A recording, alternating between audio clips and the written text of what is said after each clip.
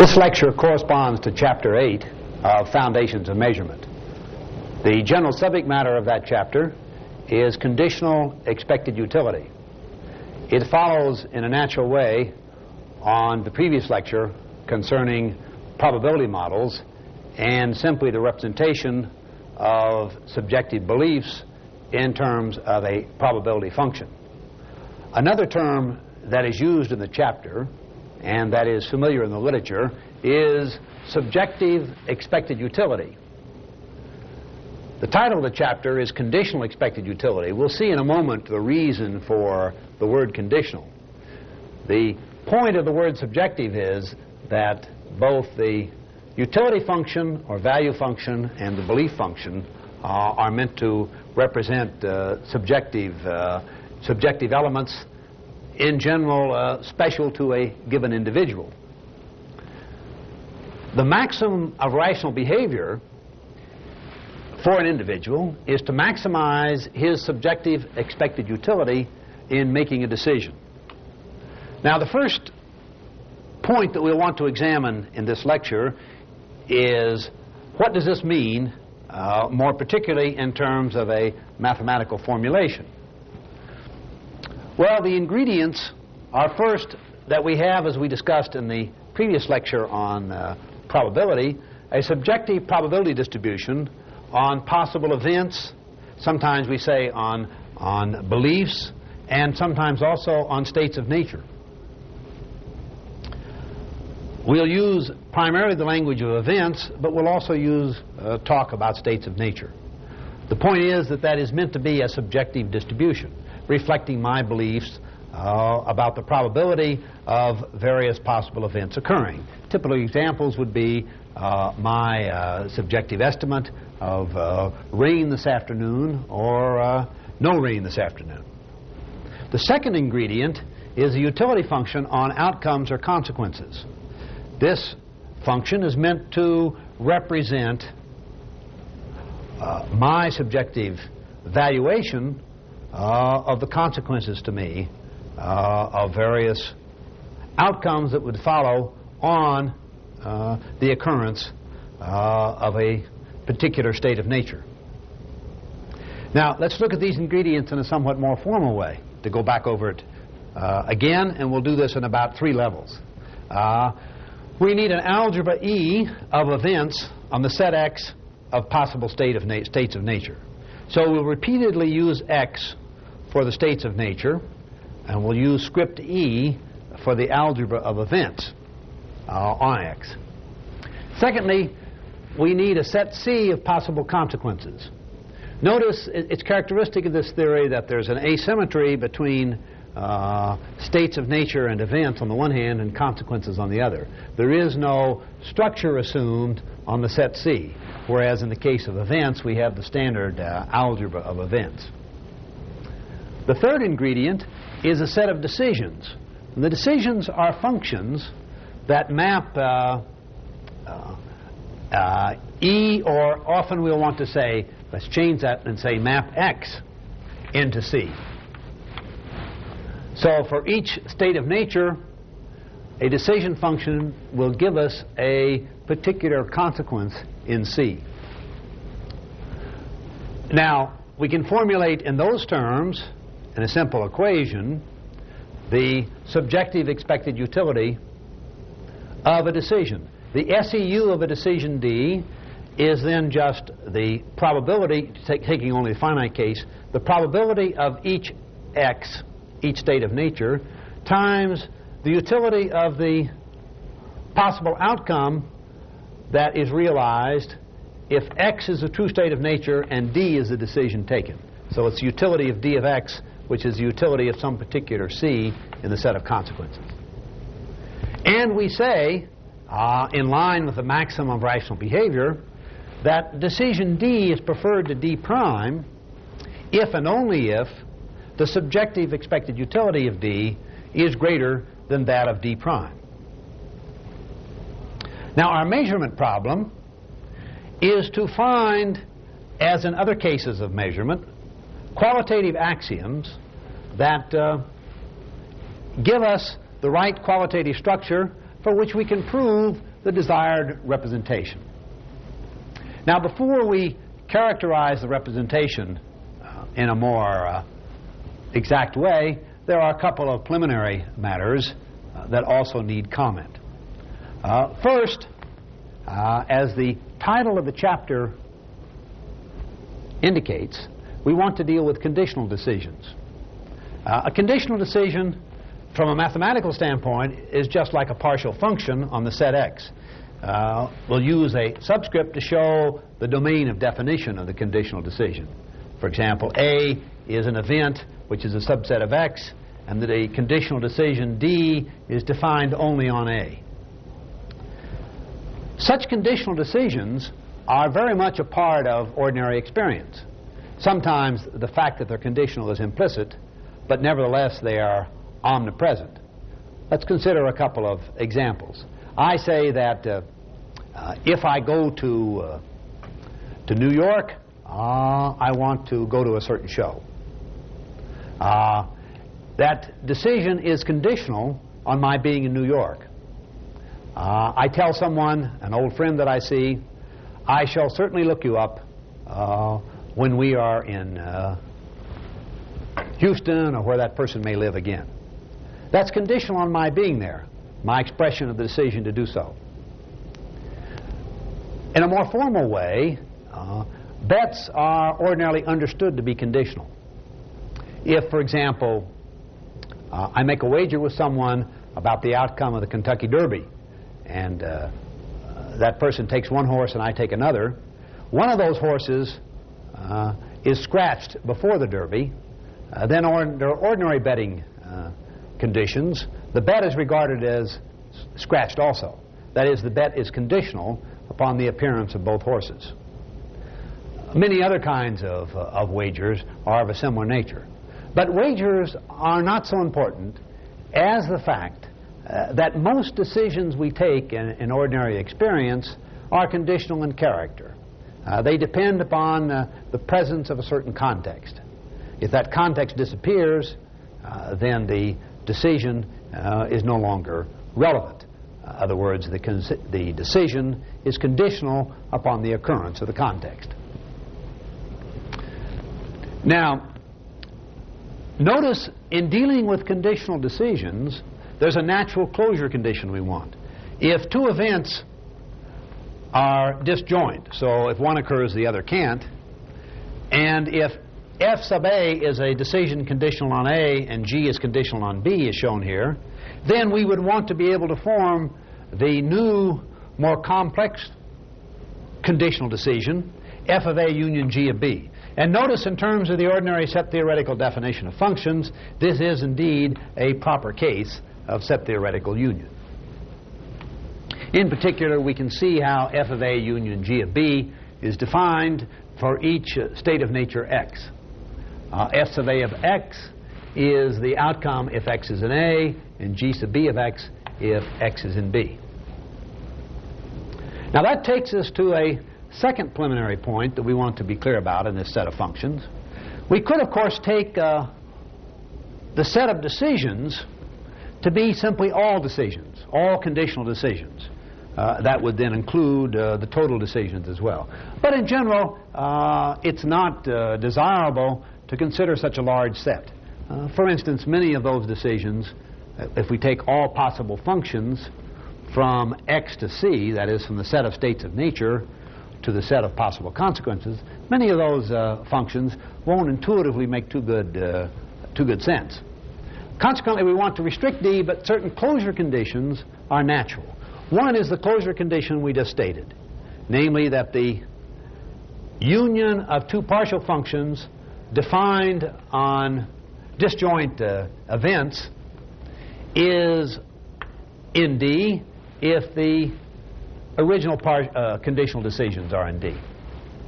The second one is that if A and B are non-null events, so intuitively they have positive probability, and B is a subset of A, so if B occurs, A must, and F of A is in D, then F of B is in D. When I say F of A, I mean F restricted to A is in D, then F restricted to B is in D. Now, the third preliminary that I've skipped by, but that we need in our general formulation, we need a subfamily, script N we'll call it, of null events. Intuitively, the set of null events are just those that'll be assigned probability 0. Notice that the set of null events is always non-empty. Why? Because the empty set necessarily is always in script N. Now, in terms of the notions we've introduced, let's look at the expected representation. First, the primitive notions that I've mentioned somewhat casually are the following. We have X, that is cap X, the set of possible states of nature. We have E, the algebra of possible events that are subsets of X. Not all subsets, remember, but that is a proper algebra of events. We have script N, which is the family of null events. Understood that script N is a subset of script E. We have set C, written as script C, which is a set of possible consequences. We have script D, which is a set of conditional decisions. And finally, we have the important preference relation, which is a preference ordering on decisions. And the intuitive idea is that this preference ordering is in terms of the expected utility of different decisions.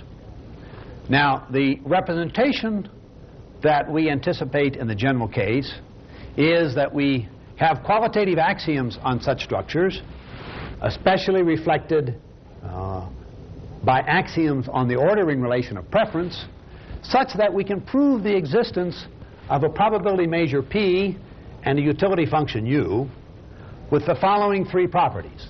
First, that an event A is a null event if and only if the probability assigned to A is equal to 0.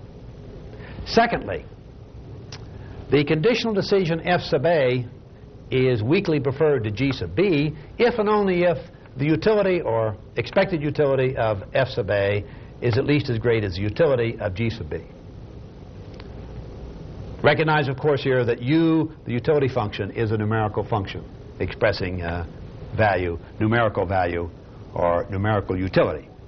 The third property is that if A and B are disjoint events, that is, their intersection is empty, then the expected utility of the conditional decision F sub A union G sub B is equal to the expected utility of F sub A times the probability of the event A given A union B plus the expected utility of G sub B times the probability of event B given A union B. And you'll notice how this expression for the union of these disjoint events, the utility times the probability, is an exact analog of what has been written over here initially in formulating how we define subjective expected utility. The one difference is that we are not going all the way back to the set X, and that's the point that I want to comment on next. There's a good reason why we don't go all the way back to consequences in talking about the expected utility of decisions. The standard method in the literature is to use constant decisions. That is, a decision C such on a subset A of X, that is an event A. For every state of nature in A, the decision has the value of C. That is, it's a constant function, always with the consequence C. And in general, this is an unrealistic kind of feature. There are too many situations in which these constant functions don't, in any standard application, exist. The external world is changing too much to permit their existence. It also imposes a strong additional closure condition on the set of decisions to require the existence of such constant functions. Their existence has been criticized as unrealistic for 20 or 30 years, and it's a good feature not to have in the present theory. There are perhaps other devices, but this is the natural device for bringing the utility all the way down to the set C of consequences. And since we won't introduce these constant functions, we won't get that result. What we now want to consider are axioms on structures. We'll call these structures conditional decision structures, having, as we've said, a set of states of nature, an algebra of events, non-null events, a set of consequences, a set of conditional decisions, and a preference ordering on decisions. Now, the axioms are rather complicated, so we need to lay out what kind of objects are the axioms stated in terms of. Well, we want to state the axioms for any two events that are non-null. That is, that are in E where we subtracted off the null events. And also for any two events R and S that are simply arbitrary events. And then for all decisions in D, f of A with superscript I, that'll be a numbering through the positive integers in general, f of A union R, where F, that is restricted to A union R, G sub B, G restricted to B, G sub B super I, that is the same enumeration as for f of I, H sub A with the same possibility I, and K restricted to B with the same possibility I. Now that seems like a lot of different decisions, but it's convenient to have those available in notation for complete and explicit statement of the axioms. There are 9 axioms, some of which we've already referred to. Let's go through them now. The first axiom is the one most explicitly mentioned, namely the closure axiom on the set of decisions. If two events are disjoint, and under a hypothesis f of A is a decision in D and G of B is a decision in D, then their union is also a conditional decision in D. And secondly, if B is a subset of A, that is, the event B is a subset of the event A, and under hypothesis, as already stated, f of A is a decision, then f sub B is a conditional decision. The restriction of A to B has a closure property in D. The second axiom is the familiar ordering axiom. The preference relation on D is a weak ordering. As always, that means it's connected and transitive. The third axiom, and now we get into some new territory, is called the union and difference axiom. If two events are disjoint and f of A, I'll just say f of, should be f sub A, or f given A would be even better. F given A, or f sub A, is equivalent in preference to G given B. Then we can join the two, and they'll be indifferent to each one by itself. That is, f given A together with G given B, that is, f given A union G given B, is equivalent in preference to f given A. Now this is an important axiom to get a feeling for. That kind of property is not common, and that's because of the expected utility. In other words, just because we've widened the range of possible events doesn't mean we've either increased or decreased the utility. And in fact, what this says is that if we have the same valuation of f over A as we do of G over B, then combining the two should keep us exactly with the same utility value. The next axiom we call independence. This is the language used, for example, in conjoint measurement. It is very similar to Di Finetti's axiom in subjective probability that was discussed in the probability lecture. Namely now, if two events are disjoint again, then F1 given A is weakly referred to F2 given A if and only if F1 given A union G of B is weakly preferred to F2A given A union G given B.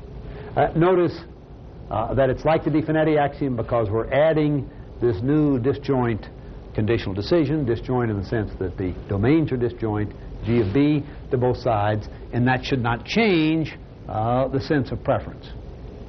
If there was some interaction between F and G on these distinct domains, we wouldn't have the appropriate independence, and the axiom would be violated. It's quite reasonable to expect this axiom to hold.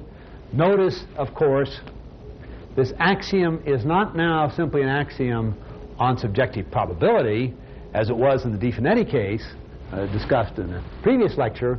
This is an axiom on expected utility, but it has the same kind of defense. Axiom 5 is the most complicated of the axioms that we'll state.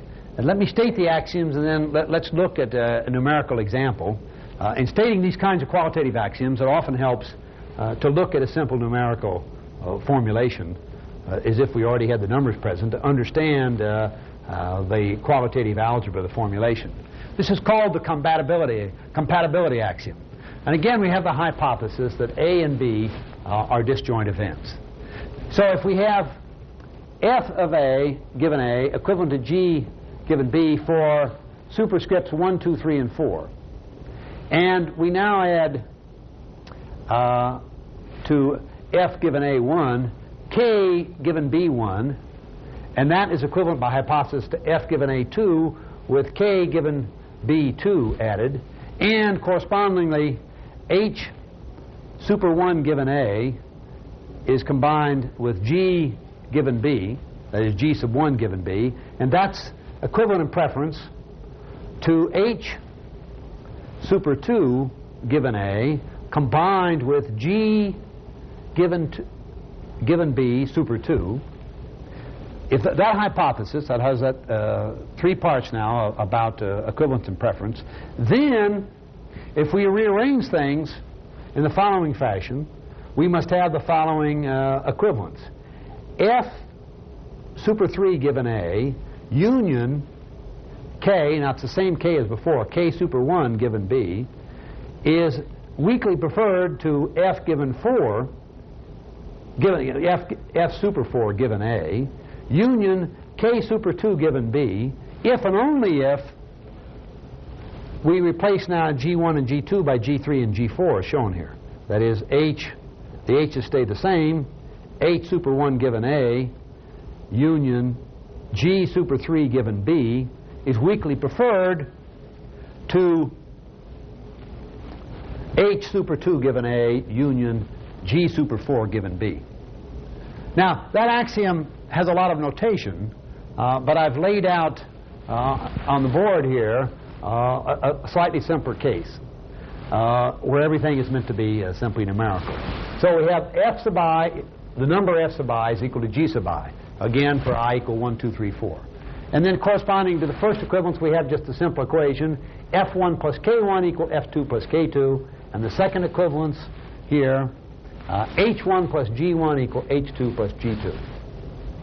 Now, let F3 equal F1 plus epsilon, and by the hypothesis of equality up here, then G1 plus epsilon must equal G3. And correspondingly for F4 and G4, let F4 equal F2 plus delta, that can be positive or minus.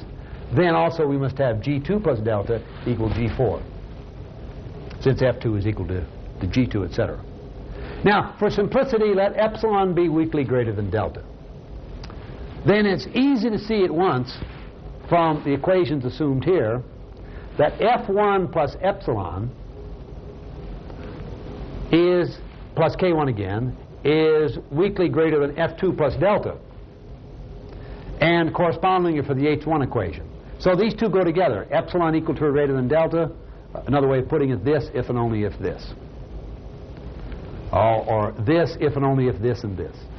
So what that shows is that under the assumed representation, the arithmetic of this is simple and has a kind of compatibility and substitution property that we would expect as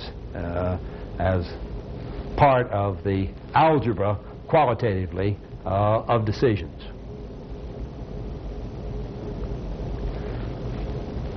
You may find it useful to work out still another actual numerical example, but I think these simple equations that I put down here, these very simple linear equations and these weak inequalities make clear exactly what axiom 5 expresses.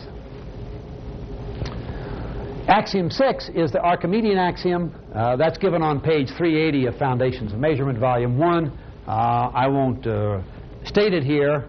It has a fairly standard form in relation to the Archimedean axioms for other cases, that is, other axiom systems. And I'll leave that as something you can look up. I want to concentrate on the axioms that are rather special to expected utility. Axiom 7 is the axiom governing null events, and it has two parts.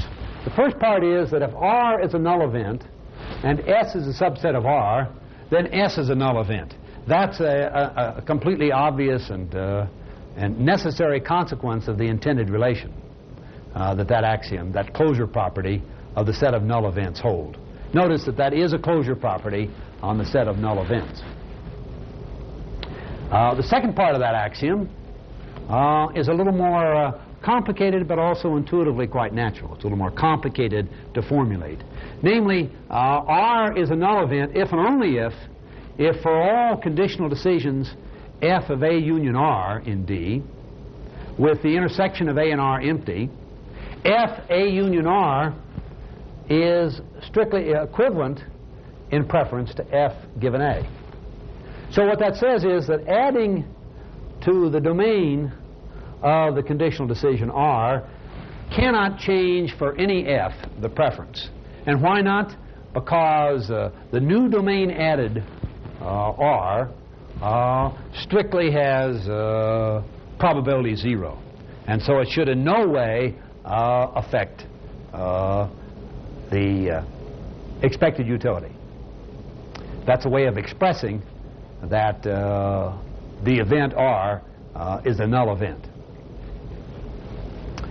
Axiom 8 is the axiom of non-triviality. The point of this axiom is that if we don't have these non-triviality constraints, then we can't prove the uniqueness of the representation we want, namely that the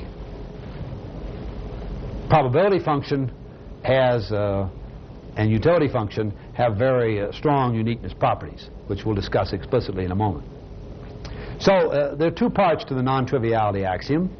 First, it says that if we take off the null events, then E minus N, that is, E, the set of positive events, has at least 3 pairwise disjoint events. And the second is that the number of equivalence classes of conditional decisions, the number of distinct ones, that is, we take the equivalence structure over the equivalence relation, has at least 2 members. That is, there are at least 2 distinct equivalence classes of conditional decisions. Put another way, all conditional decisions cannot be equivalent in the non-trivial case. Axiom 8 is obviously an axiom that is sufficient but not necessary. On the other hand, the kind of sufficiency expressed is one in terms of representation that is certainly harmless. Finally, we have axiom 9, which is a much stronger axiom, which is very much an axiom that's not necessary, that expresses some strong but still restricted solvability properties. And it also has 2 parts. Namely, if we're given event A and a conditional decision G, that is a decision G given B, then there exists a conditional decision H defined on A in the set of conditional decisions such that H given A is equivalent in utility or preference to G given B. That's a very strong kind of assumption there that we can find such an equivalence. In general, of course, we would not expect to be able to do that.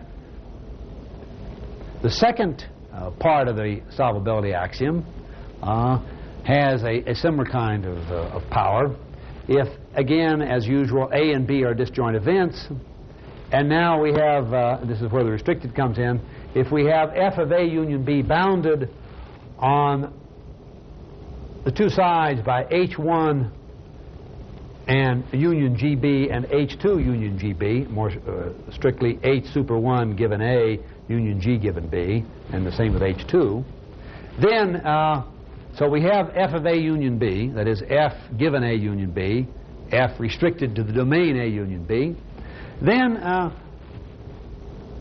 the axiom asserts that there exists a conditional decision H given A in D such that H given A union G given B is equivalent in expected utility, or in preference, to F given A union B.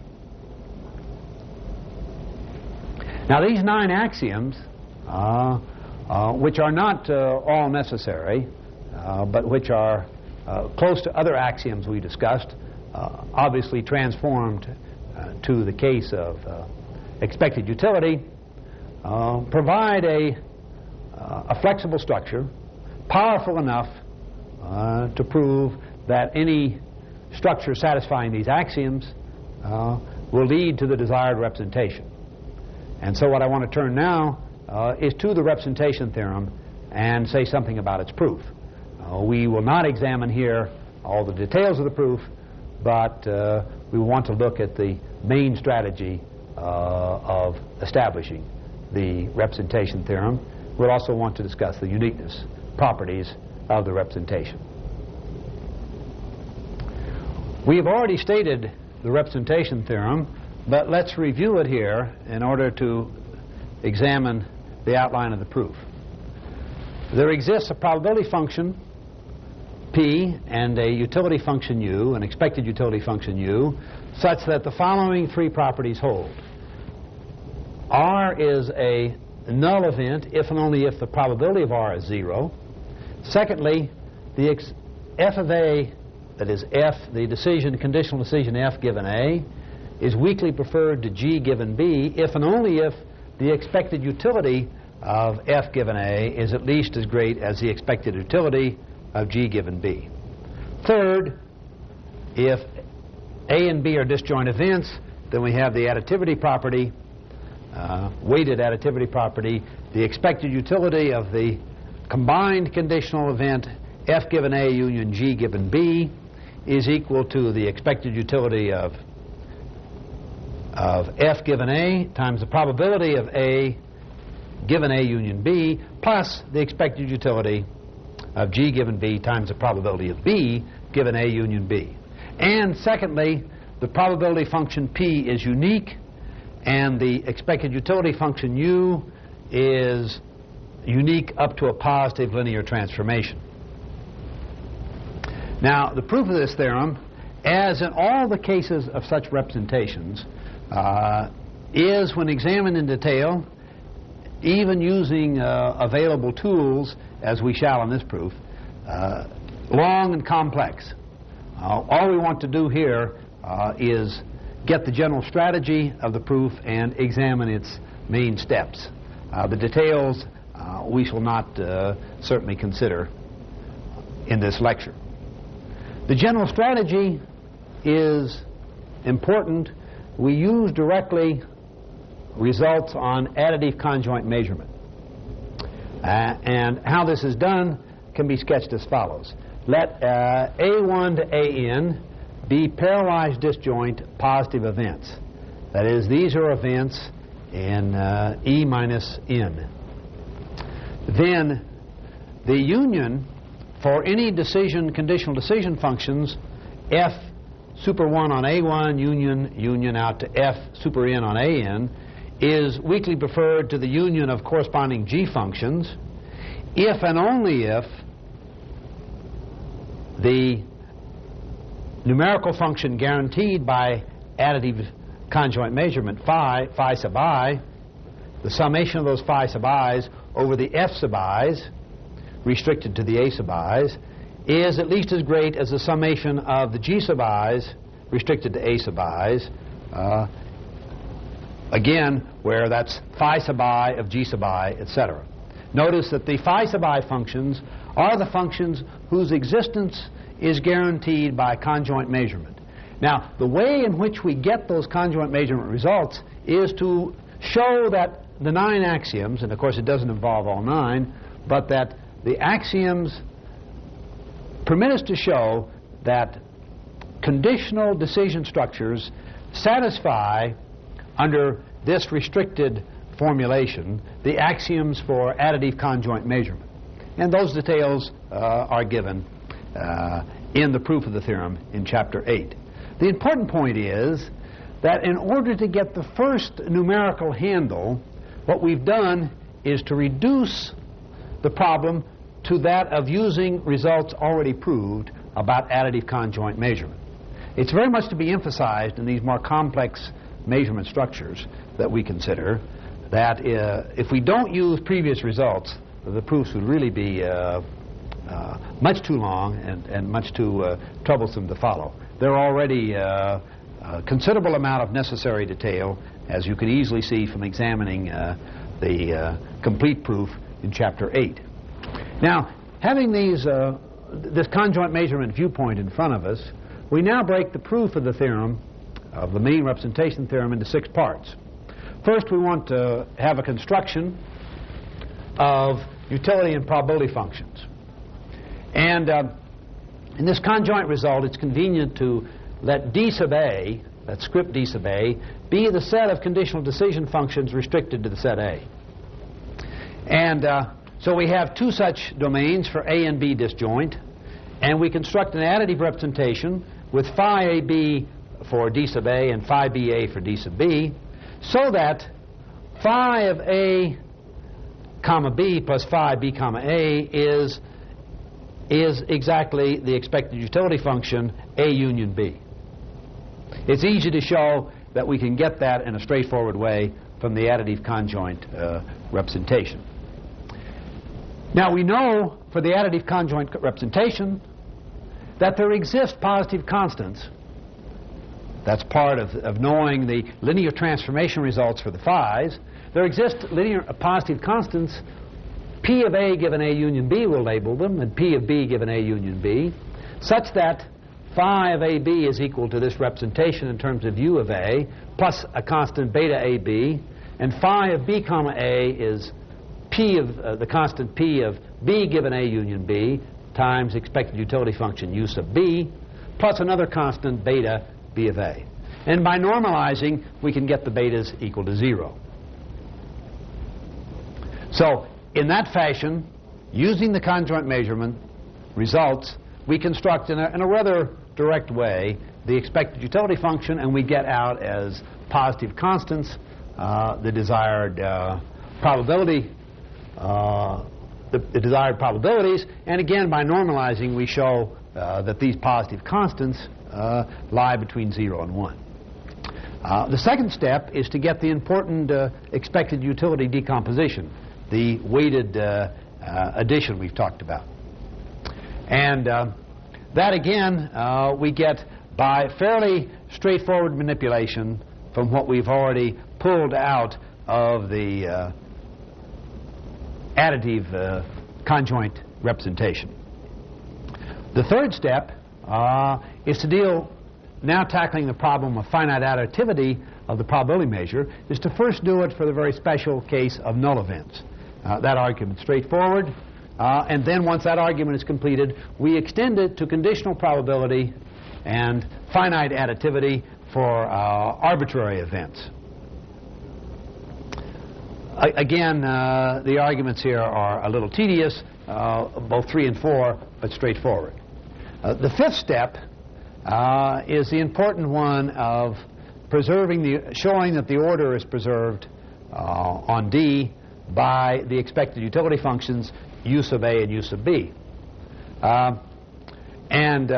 We do this by using solvability by showing that D sub A can be, that is, the set of all conditional decision functions whose domain is A, can be mapped onto equivalent elements of D sub B. And that's sufficient to show then, with that, knowing that mapping, that F of A that is f, the conditional decision function f given a, being equivalent to f given b, that's g given b. I want to change that to g given b, what I call an output error here, g given b. But that equivalence implies that u of f of a is equal to u of g of b. And that establishes preservation of order.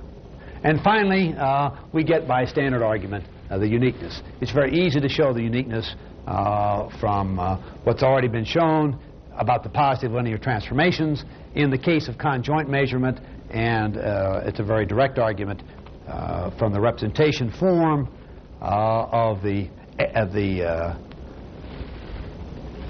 decomposition, expected utility decomposition, to show that the probability function must be unique. Now, this is the main theorem and the most important theorem proved in Chapter 8. On the other hand, the literature on the subject of expected utility is almost overwhelming by now. So much has been written, so many different kinds of hypotheses have been explored, even the experimental literature in which various ideas have been tested in terms of actual behavior rather than simply laying down rules for normative behavior to consider. What I want to do in concluding this lecture is to examine some of the most important topics that are covered in the chapter and that have had impact in the literature. I should also mention that a great deal of the literature up to the publication of Foundations of Measurement in 1971 is covered in the references. And I'll just mention a few of the most interesting and important results here. In terms of the long history of discussion of utility, it's especially interesting to ask, what about the relation between utility and money? And there's a very nice result that goes back to Fonsagel in 1959, at least. He introduced the following consistency assumption. Let now A and B be amounts of money, so we may think of what's called a gamble here. We get, if A occurs, we get amount lowercase a, and if event cap B occurs, we get lowercase b. And assume that that gamble is equivalent to amount of money C if event C occurs. Then his axiom of consistency says we should be able to add D as an additional dollar outcome or monetary outcome to each of A, B, and C and not change this equivalence. That's very much like some of the other independence axioms, or like the De Finetti additivity axiom we've considered. On the surface, it's quite plausible. What is very interesting is that together with other assumptions that are quite natural, lead us to a very restricted result. Namely, that if Fonsagel's consistency axiom is to apply, then the utility of money must be only of one of two forms, either linear in money or exponential. No other utility function is acceptable. And that seems, from the standpoint of descriptive and experimental studies and of general economic discussions of the utility of money, far too restricted.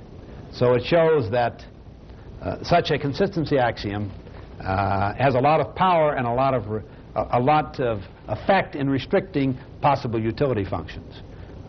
Most of us would tend to want to say, I think, that this shows that this kind of strong, unrestricted consistency axiom is too strong. Now, there are many ways in which that strength has been discussed, that excessive strength, we should say, and let's turn to one or two other topics. A second topic of considerable interest is the relation between expected utility and risk. A standard way of talking about risk is to say that a gamble, for instance, should be, as a measure of its desirability, a function of both its expectation and its variance. So that, for example, the expectation might be thought of expressing the level of desirability and the variance as the extent of the risk. If the variance is 0, then of course there is no risk. We have a sure thing outcome. There's a large literature on this risk idea. One of the important experimental discussions has been by Coombs, who proposed that we individually have ideal risk levels that we try to approximate. Now, Polacek and Tversky in 1970 established a very interesting result about this concept of risk. That is, I won't define matters here technically, but where the risk is a function of expectation and variance strictly. What they showed is that there's no utility function compatible with a preference order that depends only on the risk measure, where the risk measure necessarily uses the variance as well as the expectation. It's not surprising, because the expected utility idea is a function only of expectation and takes no account of the variance. But it's important to show that these two things strictly cannot be put properly together. But this kind of result has led many people to question whether, especially from a descriptive standpoint of actual behavior, it's sufficient to have just a notion of expected utility, if we don't need a more complicated concept of risk, something even going beyond just being a function of expectation and variance. A third topic that also shows the complexities and subtleties of the concepts we've been discussing this lecture is a result establishing the relation between two probability measures, where if we assume that the two are strictly increasing functions of each other, so essentially they have the same ordering of the probability of events. Now, if the structures are rich enough so that for all rationals, positive rationals, R and S, such that the sum of R and S is equal to or less than 1, there exists in the algebra of events an event R whose probability under the measure R is R, and an event S so that under the measure Q, the event S is S, and R intersection S is empty, then necessarily P and Q are identical measures. This shows that if events have the same ordering, if probability measures have the same ordering, give the same ordering of events in terms of qualitatively judgments of probability, then if there's any richness to the structure, those measures must be identical. This theorem has been used to point out that under not too strong an assumptions, two individuals who agree about ordering then must agree completely about their probability measures, or if we have a concept of objective measure in some situations, then the subjective and objective measurements satisfying the hypothesis of this theorem have got to be identical. The other conclusion is that whenever there's any richness of structure and two subjective measures are distinct, or there is an objective measure that differs from a subjective measurement, then there has to be a scrambling of order that's different for the two. And I think that scrambling of order is, of course, a very plausible idea. If we think about rich structures, it does seem implausible that the ordering always would be the same, and for two individuals, or for an individual standing in relation to some objectively or experimentally defined measure. I've talked here about three topics that go beyond the main theorem we proved. Let me just close by emphasizing once again how rich this subject is. There is a great deal more material in Chapter 8, but beyond Chapter 8, there is a great wealth of literature, and it's easy to find more than anyone would care to read about this subject that has attracted the attention, for good reasons, of social scientists and other persons concerned with decision-making structures in many different fields.